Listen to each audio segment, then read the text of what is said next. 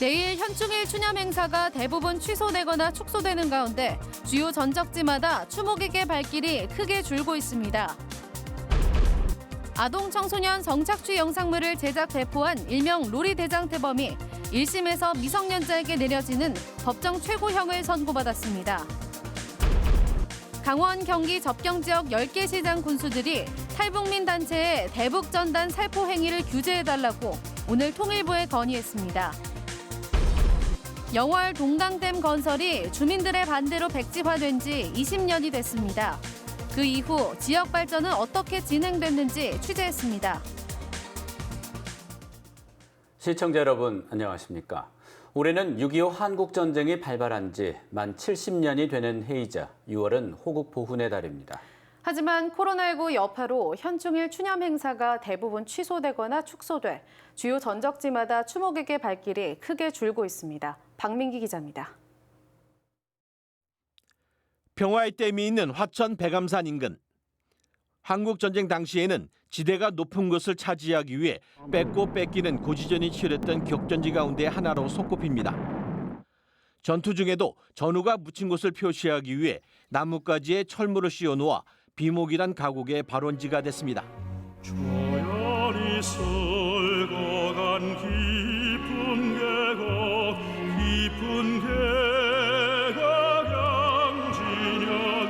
양진역에. 휴전 이후에도 북한에서 금강산댐으로 알려진 임남댐이 건설되고 대흥댐으로 평화의 댐이 들어서면서 반목과 갈등의 역사가 되풀이됐습니다. 화천군에서는 평화의 댐 주변에 세 개의 분쟁 지역에서 모은 탄피로 종을 만들어 평화의 메시지를 전하지만 비목은 아무런 대답이 없습니다. 매년 보훈의 달 현충일이면 찾아오던 추모객들은 관광객으로 바뀌었고 그나마 올해는 코로나19 여파로 평일에는 찾아보기 힘듭니다. 비목이 탄생한 것으로 알고 있기 때문에 이곳에 오시는 많은 분들이 비목을 많이 생각을 하고 있고 그런데 이제 비목 문화재가 지금 현재 한동안 안 해서 그렇지만은 한국 전쟁이 일어난 지 벌써 70년이란 세월이 지났지만 DMZ에 인접한 이곳에는 전쟁의 상흔이 쉽게 사라지지 않고 있습니다. 코로나19 여파로 현충일과 관련된 각종 추모 행사가 축소되고 있지만 한국 전쟁 70주년의 의미를 잊지 않고 호국 영령의 나라 사랑을 기리는 것, 평화를 향한 첫걸음입니다. MBC 뉴스 박민기입니다. 갓갓 문형욱과 박사 조주빈처럼 제2N번방을 운영한 10대 피고인에게 법원이 오늘 1심에서 법정 최고형을 선고했습니다. 앞서 징역 1년을 받은 켈리에 대해서는 검찰이 범죄 혐의를 추가로 파악해 오늘 다시 기소했습니다. 김상훈 기자가 보도합니다. 닉네임 로리 대장 태범으로 활동했던 19살 배모군. 배군은 지난해 11월 10대 후반에서 20대 초반의 공범들과 팀을 이뤄 여중생 등 피해자 3명을 협박해 성착취 영상물 70여 개를 만들어 배포했습니다. 피해자가 고통을 호소해도 아랑곳 않고 범행을 이어간 이들에 대한 법원의 판단은 엄격했습니다. 재판부는 범행을 주도한 배군에게 장기 10년, 단기 5년을 선고했는데 이는 미성년자에게 내려질 수 있는 법정 최고형입니다. 또 피해자의 정보를 빼내는 피싱 사이트를 만든 공범 2명에게도 각각 징역 7년과 8년이 선고됐습니다. 솜방망이 처벌이 반복될 거라는 우려를 깨고 재판부는 갈수록 교묘해지는 아동 청소년 착취 음란물 범죄를 막아야 한다며 피고인들에게 중형을 선고했습니다. 재판을 지켜본 시민들은 이례적인 판결이라며 앞으로 유사 범죄가 사라져야 한다고 목소리를 높였습니다. 켈리 같은 경우는 성폭력 전과가 있는데도 1년을 받았거든요. 그런 것에 비해서는 오늘은 되게 엄중한 선고가 내려졌다고 생각이 되고요. 디지털 성범죄자에 대한 시민들의 분노가 이어지자 검찰도 분주해졌습니다. 당초 검찰은 성착취물을 판매해 징역 1년을 선고받은 켈리, 31살 신모 씨에 대한 항소를 포기했다가 여론의 문매를 맞았는데 유포 방식이 다른 영상물을 찾아내는 등 새로운 범죄 혐의로 신 씨를 추가 기소했습니다. 한편 이번 판결로 박사 조주빈과 갓갓 문형욱 등 디지털 성범죄자에 대한 이어진 재판에 관심이 높아지고 있습니다. MBC 뉴스 김상훈입니다. 제25회 환경의 날이기도 한 오늘은 영월 동강댐 건설이 주민들의 반대로 백지화된 지 딱 20년이 되는 날입니다. 주민들에게는 굴곡졌던 20년, 과제는 여전히 남아 있습니다. 이병선 기자입니다. 지난 1996년 건설교통부는 남한강의 상류인 영월 동강에 높이 100m, 길이 333m의 댐을 짓겠다는 계획을 확정했습니다. 하지만 농작물 피해 등을 우려한 목소리와 수몰 피해를 입는 예정지 주민들의 반대에 부딪혔습니다. 또 동강 일대가 희귀 동식물과 천연 기념물의 보고이기 때문에 보전해야 한다는 환경단체들의 반대 성명도 잇따랐습니다. 환경부와 산림청 등 중앙부처도 반대 입장을 밝히면서 표류하던 댐 건설은 결국 2000년 6월 공식적으로 백지화됐습니다. 국가의 일방적인 개발 사업을 지역 주민들이 힘을 합쳐 막아낸 사례였습니다. 동강댐 민관 합동조사반은 1년간의 조사 결과 댐 건설 계획을 중단해야 한다는 결론을 내렸다고 오늘 밝혔습니다. 그로부터 20년, 자칫 물속으로 사라질 뻔했던 이곳 거은리 일대는 지금도 태고의 아름다움을 간직한 채 남아 있습니다. 강원도는 백지화 이후 동강을 보전하고 지역 주민의 생활 수준을 높이기 위한 지원 사업을 벌였지만 각종 기반시설 조성 사업이 지연된 데다 레저 활동을 위한 개발이 진행되는 과정에서 일부 지역은 생태계가 악화되기도 했습니다.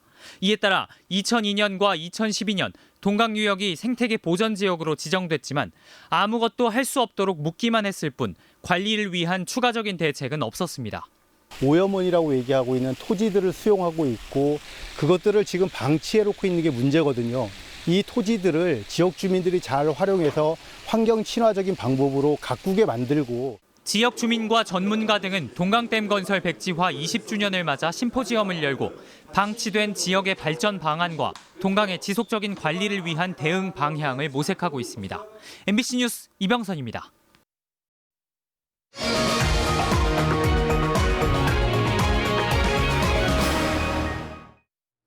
접경지역 10개 시장 군수들이 오늘 대북전단 살포를 규제해달라고 건의했습니다. 접경지역 시장군수협의회는 접경지역의 긴장을 조성할 수 있는 탈북민 단체 대북전단 살포 행위를 중단시켜달라는 건의문을 통일부에 전달했습니다. 이들은 건의문에서 대북전단 살포는 긴장 완화와 갈등 해소, 안전하고 평화로운 삶을 원하는 접경지역 주민들의 바람과 여망을 일순간에 무너뜨리는 무책임한 행위라고 비판했습니다. 한편 통일부는 어제 대북전단 살포 행위를 규제할 법률을 준비 중이라고 발표했습니다. 수도권을 중심으로 코로나19 환자가 매일 30여 명씩 늘고 있는 가운데 강원 지역은 일주일째 환자가 발생하지 않고 있습니다. 강원도에 따르면 지난달 28일 철원 군장병 환자 이후 추가 환자는 발생하지 않았습니다. 하지만 강원도와 인접한 서울과 경기 지역에서 감염 경로를 알 수 없는 환자가 지속적으로 발생하고 있어 방역당국은 이번 주말 다중이용시설 이용과 모임 자제를 당부하고 있습니다. 춘천고 앞에 25층 오피스텔을 건축하는 것에 반대하는 고등학생들이 교육감에게 탄원서를 제출했습니다. 춘천고와 성수고, 성수여고 학생 대표들은 오늘 민병희 교육감을 예방하고 학생들의 안전을 위협하고 수업권을 훼손하는 학교 환경을 만들지 말아달라고 요구하며 학생 920명의 서명이 담긴 탄원서를 제출했습니다. 이에 대해 민 교육감은 학생들의 의견을 충분히 이해한다며 교육청에서 할 수 있는 일이 무엇인지를 찾아보겠다고 답변했습니다. 올해 여름 기온이 평년보다 높고 강수량은 적을 것으로 전망돼 산림병해충이 급격하게 증가할 우려가 제기되고 있습니다. 북부지방산림청은 올여름 산림병해충이 집중적으로 발생해 산림과 농작물 피해 우려가 크다며 지역 산림병해충 예찰 방제대책본부를 설치해 운영한다고 밝혔습니다. 이에 따라 북부산림청은 오는 8월까지 5억 원을 투입해 농경지와 도심 생활권 공동 방제와 드론을 이용한 정밀 방제를 추진할 방침입니다. 어젯밤 홍천강에서 다슬기를 채취하다 실종된 60대 남성이 숨진 채 발견됐습니다. 홍천 소방서에 따르면 61살 김모 씨는 일행 1명과 함께 홍천군 북방면 인근 홍천강에서 술을 마시고 다슬기를 채취하다 실종됐습니다. 신고를 받은 경찰과 소방당국은 드론을 동원해 수색을 벌이다 오늘 오전 9시쯤 홍천강 하류 인근에서 숨진 김 씨를 발견했습니다. 강원도 소방본부는 여름철마다 다슬기로 인한 사망자가 발생하고 있다며 구명조끼 등 안전장비를 반드시 착용해야 한다고 밝혔습니다. 양구군이 추진한 어린이 미술관이 2년여 공사 끝에 오늘 양구 박수군 미술관 옆에 문을 열었습니다. 어린이 미술관은 지상 1층, 연면적 1,500제곱미터의 철근 콘크리트 구조로 건립됐으며 박수군 화백의 일대기와 영상 작품을 선보이는 기획 전시실, 체험 전시실 등 다양한 전시 관련 시설이 들어섰습니다. 양구군 관계자는 올해는 박수군 화백이 작고한 지 55주년이 되는 해여서 어린이 미술관 개관이 더 큰 의미를 주고 있다고 말했습니다. 강원도 정책 방향을 제시하는 강원연구원이 개원 26년 만에 새 청사로 이전합니다. 현재 강원도청 앞 옛 청사에 자리하고 있는 강원연구원은 춘천시 서면 도시첨단 문화산업단지 내에 신축한 새 청사로 이전 작업을 진행한 뒤 오는 15일부터 새 청사에서 업무를 시작합니다. 188억여 원을 들여 건립한 새 청사는 지하 1층, 지상 4층 규모로 지어졌습니다. 강원연구원은 4차 산업혁명 시대에 맞춰 강원도의 신성장 동력을 창출해 나가겠다고 밝혔습니다. 춘천시가 오는 10일부터 일주일 동안 노후 경유차 조기 폐차 지원 사업을 추가 접수합니다. 사업 물량은 220대이며 배출가스 5등급에 해당하는 경유 자동차와 2005년 이전에 제작된 덤프트럭과 믹스트럭, 펌프트럭 등이 대상입니다. 지원 금액은 3.5톤 미만 자동차의 경우 최대 300만 원, 3.5톤 이상 차량 중 3,500cc 이하는 최대 440만 원을 받을 수 있습니다. 지난해 춘천 시내 노후 경유차 조기 폐차 지원 대수는 1,302대였습니다. 춘천시가 오는 30일까지 내수면 불법어업 집중 단속에 나섭니다. 주요 단속 대상은 자망이나 강망, 통발 등을 이용한 무허가 어업행위와 포획 금지 기간 위반 등입니다.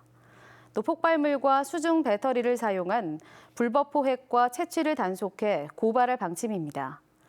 춘천시는 댐과 호수에 배치된 관공선을 이용해 단속에 나서고 경찰 등과도 긴밀하게 협력할 계획입니다. 강원문화재단은 예술인들의 지속적인 창작활동 기반을 조성하기 위해 강원예술인 창작준비금 특별 지원 사업을 추진합니다.